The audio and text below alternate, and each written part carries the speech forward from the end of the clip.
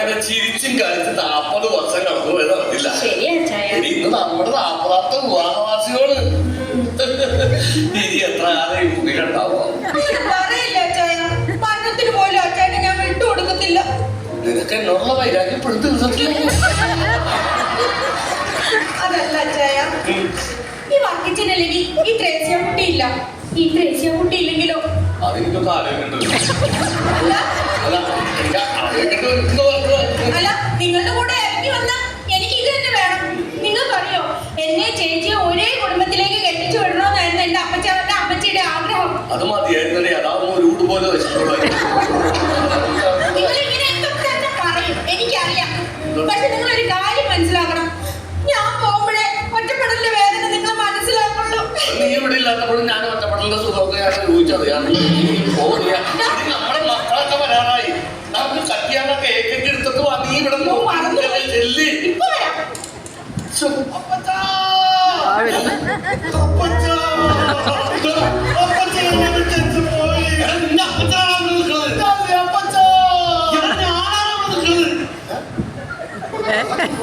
ഇല്ല അമ്മച്ചി,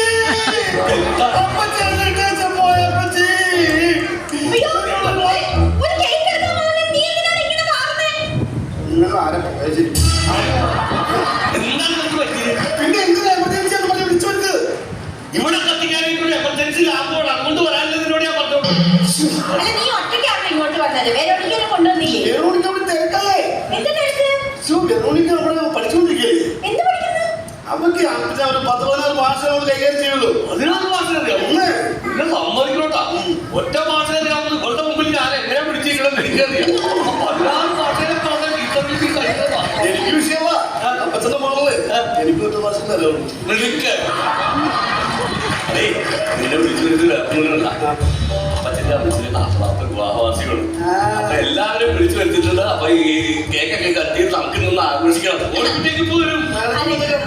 അയ്യോ, വന്നു.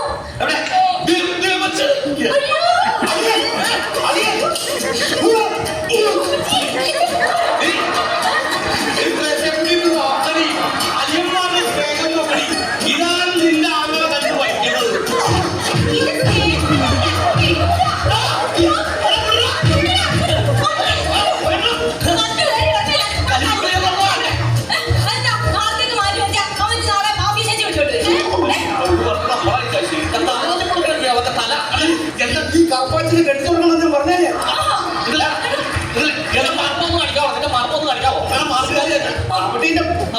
എന്താ പ്രശ്നം?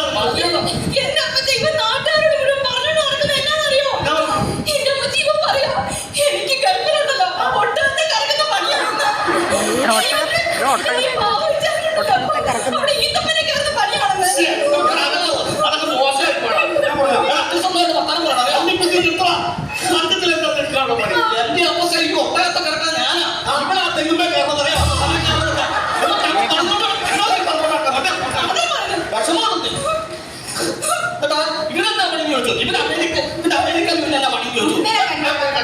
ഞാൻ സേവ് ന്യൂയോർക്കില് അവൻ ഓഫീസിലാണ്.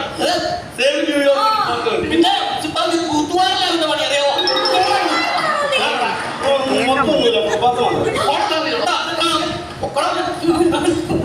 അതെ, വിളിച്ചോട്ടേക്കാ കാര്യം.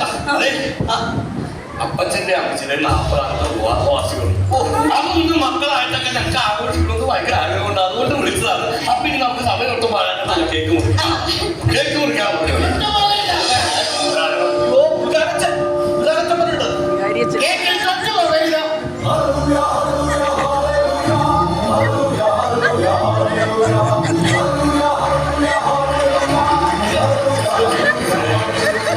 ഞാനില്ലാതെ കുമ്പസാരം നടത്തിയാൽ ഞാൻ ക്ഷമിക്കും. കുർബാന നടത്തിയാൽ ക്ഷമിക്കും. ഞാനില്ലാതെ ഫുഡ് അടിച്ചാൽ ക്ഷമിക്കില്ല. കുട്ടിന്റെ പരിപാടി തുടങ്ങിയില്ല. നീ ദൂരെ പോകുക, നീ ദൂരെ പോകുക. നിന്നെ പോലെ ജീവികളാണ് ഇപ്പൊ വരയ്ക്കുന്നത്. ദൂരെ പോകും, ദൂരെ പോകും. അറിയാൻ പോവാനല്ല.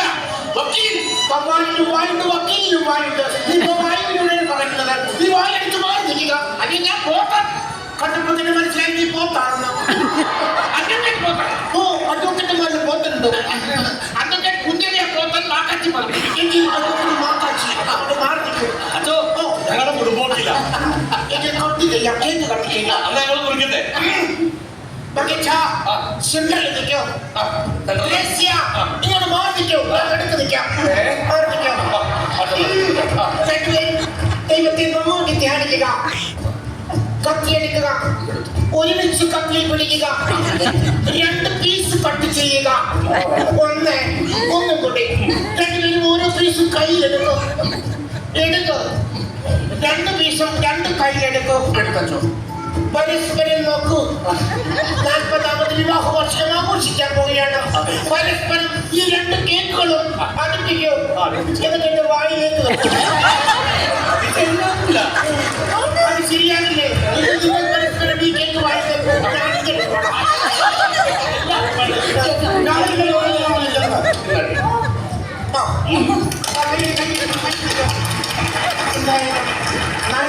വിവാഹ വാർഷികം ആഘോഷിക്കുന്ന ഈ വർഗീച്ചായൻ അദ്ദേഹത്തെ കുറിച്ച് ഈ വേളയില്ല. അദ്ദേഹത്തെ കുറിച്ച് 2 വാക്ക് പറയാൻ ഞാൻ ആഗ്രഹിക്കുകയാണ്. വെറോണിക്ക അമേരിക്കയിൽ ലൈവിലുണ്ട്. അല്ല എല്ലാവരും കാണട്ടെ. നിന്നെ വേണ്ട. അമേരിക്കക്കാർ മൊത്തം അറിയട്ടെ. 40ാമത് വിവാഹ വർഷം അവർക്ക് ഒരു സന്തോഷമാകട്ടെ. പ്രിയമുള്ളവരെ, ഞാൻ ഈ മാന്യനെ ഈ വർഗീച്ചിനെ പരിചയപ്പെടുന്നത് 1987 തോന്നുന്നു. 70 അവൻ 1977 സമയത്ത് ഇന്ന് കാണാൻ വേണ്ടി പണിപടിയിലേക്ക് ഈ വർഗീച്ചെന്ന് പറഞ്ഞ ഈ മാന്യൻ കയറി വരികയുണ്ടായി. ഈ മാന്യൻ ഇദ്ദേഹത്തെ കണ്ടപ്പോഴത്തേക്ക് എനിക്ക് തോന്നി എന്തൊരു മാന്യൻ, എന്തൊരു അധ്വാനി, എന്തൊരു തേജസ്. പക്ഷേ അന്ന് രാത്രി തന്നെ ഈ മാന്യൻ വെറും പകൽ മാന്യനാണെന്ന് എനിക്ക് മനസ്സിലായി. കാരണം എന്റെ കപ്പത്തോട്ടത്തിൽ കയറി കോപ്പ കണ്ടു പറഞ്ഞ് നീന്തവനാണ് ഈ വർഗീച്ചനെന്ന് പറഞ്ഞ ചാടി.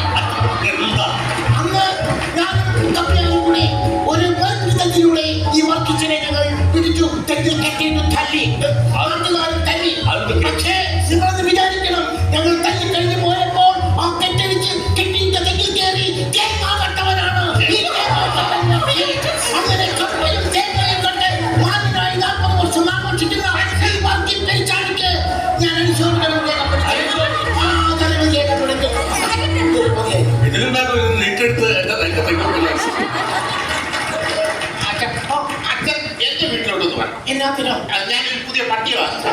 ഭർത്താവേ, സാധാരണ പുതിയ വണ്ടി വെച്ചിട്ടാണ് അച്ഛനെ വിളിക്കുന്നത് വെഞ്ചരിക്കാൻ. ഇത് പട്ടീനെ വിളിച്ചിട്ട് വെഞ്ചരിക്കാനോ? ശരി ശരി വരാം. പട്ടി കടിക്കുവോ? അല്ല, അത് കടിക്കുമെന്ന് അറിയാൻ വേണ്ടി അച്ഛൻ വരാം. പട്ടിയിലിട്ട് കടിപ്പിക്കാനുള്ള പരിപാടിയാണല്ലോ. ഞാൻ വരത്തില്ല. അപ്പത്തിന് മനസ്സിൽ എന്നെ ആഗ്രഹം വെച്ചാൽ പറഞ്ഞോ, എനിക്ക് സാധിച്ചു. നീ പറഞ്ഞാൽ ആരെങ്കിലും ഒന്ന് പറ. ഒരു ആഗ്രഹം പറയാനാണോ കല്യാണം കഴിച്ചത്? നമ്മുടെ കല്യാണം വീഡിയോയിലൊന്നും പിടിച്ചിട്ടില്ലല്ലോ. അപ്പൊ നമ്മുടെ കല്യാണം വീഡിയോയിൽ പിടിച്ചെടുക്കുന്നത് കാണണം എന്നൊരു ആഗ്രഹമുണ്ട്. അത്രേ. അതെ, നിങ്ങളുടെ അമ്മച്ചിക്ക് ഒരു ആഗ്രഹം. നിങ്ങളുടെ അമ്മച്ചിനെ ഞാൻ വിളിച്ചോട്ട് വന്നതാണ്. അപ്പൊ അക്കാലത്ത് വീഡിയോ ക്യാമറ ഒന്നും ഉണ്ടായിട്ടില്ല. അപ്പൊ ഞങ്ങളുടെ കല്യാണം വീഡിയോ ഞങ്ങളൊന്ന് കാണണം. സെക്ഷൻ 421 അങ്ങനെ അങ്ങ് പറഞ്ഞ പോലെ കടങ്ങൾ എല്ലാവർക്കും ഉണ്ട്. അതിവിടെ വിളിച്ചുകൊണ്ടാകട്ടോ. ഇതങ്ങനെയല്ല. ഇവന് വീണ്ടും വിവാഹം കഴിക്കണം. ഞങ്ങൾ വിവാഹം കഴിച്ചേക്കണമാണല്ലോ. അല്ല, അത് സാരമില്ല. രണ്ടാമത് വിവാഹം കഴിക്കാം. അതല്ല ഇപ്പോഴത്തെ ബന്ധോ? ഇപ്പോഴത്തെ ബന്ധം ഇപ്പൊ ഡിവോഴ്സ് നടക്കുമോ? എങ്ങനെ നടക്കും? ഇന്ന് രാവിലെയാണ് നടന്നിട്ടല്ലേ വന്നത്. ആരെ നിങ്ങൾ തന്നെയാണ് ഇതൊക്കെ നടത്തുന്നത്? അതെ, കഴിഞ്ഞ 32 വർഷമായിട്ട് പിള്ളേരെ പാത്രം കൊണ്ടിരിക്കുന്നത്. 32 വർഷമായിട്ട് പാത്രം കൊണ്ടിരിക്കുന്നത്. പാത്രം കൊണ്ടിരിക്കുക ഇന്നാണോ ഡിവോഴ്സ്? അല്ല, അത് ഈ അടുത്ത കാലത്താവും ഉന്നം കിട്ടി. അല്ലെന്ന് ഇത് ഡൈവേഴ്സ് ചെയ്തിട്ട് ഞങ്ങൾ രണ്ടാമത് കല്യാണം കഴിക്കണം. നടക്കണ കേസാണ് പെട്ടെന്ന് വീഡിയോ എടുക്കാം. വീഡിയോ എടുക്കണോ? അങ്ങനെ ലക്ഷ്യം പിടിക്കണം. അന്ന് എന്താ ചെയ്യുന്നത് പറയും. അപ്പൊ അതിനുള്ള ഒരു മാർഗം എന്ന് പറഞ്ഞേക്കാം. അച്ഛനെ കൊടുക്കാം. ഇവിടെ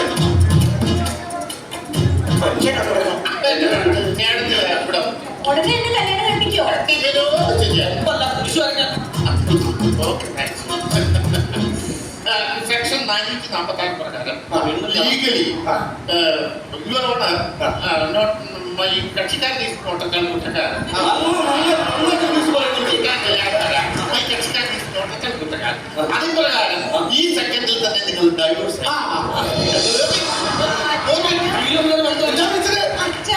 അച്ഛായെന്ന് വിളിക്കരുത്. ഇപ്പൊ നിങ്ങൾ ഡിവോഴ്സ് ആയിരിക്കുകയാണ്. നിങ്ങളൊരു വേർതിരിച്ചിരിക്കുകയാണ്. അന്യ പുരുഷനാണ്, അന്യ സ്ത്രീയാണ്. അന്യ സ്ത്രീ അല്ലെങ്കിൽ അന്യ പുരുഷനെ അച്ഛായെന്ന് വിളിക്കാൻ തീരെ സമ്മതിക്കില്ല. അല്ല, അവളത്തെ വ്യക്തികളാണ്. കാര്യമില്ല. ഇത് നിങ്ങൾ അടുത്തടുത്ത് നിന്നാൽ പോലും അത് അനാവശ്യമാണ്.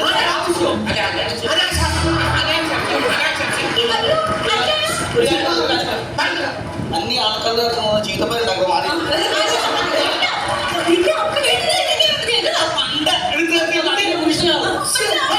ഞങ്ങളുടെ അമ്മച്ചയെ കെട്ടണമെങ്കിൽ ഞങ്ങളുടെ പെണ്ണ ഇപ്പൊ ഞങ്ങളുടെ ഭാഗത്ത് നിൽക്കുന്ന പെണ്ണ നിങ്ങളുടെ ഭാഗത്തുള്ള ചെറുക്കനാണ്.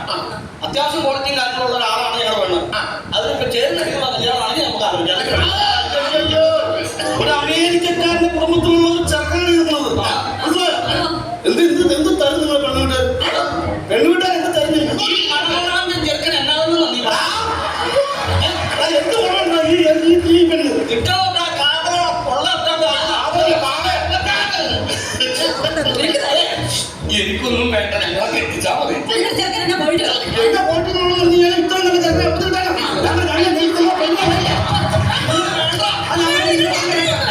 വീട്ടിൽ മൂത്ത് പറഞ്ഞോട്ടെ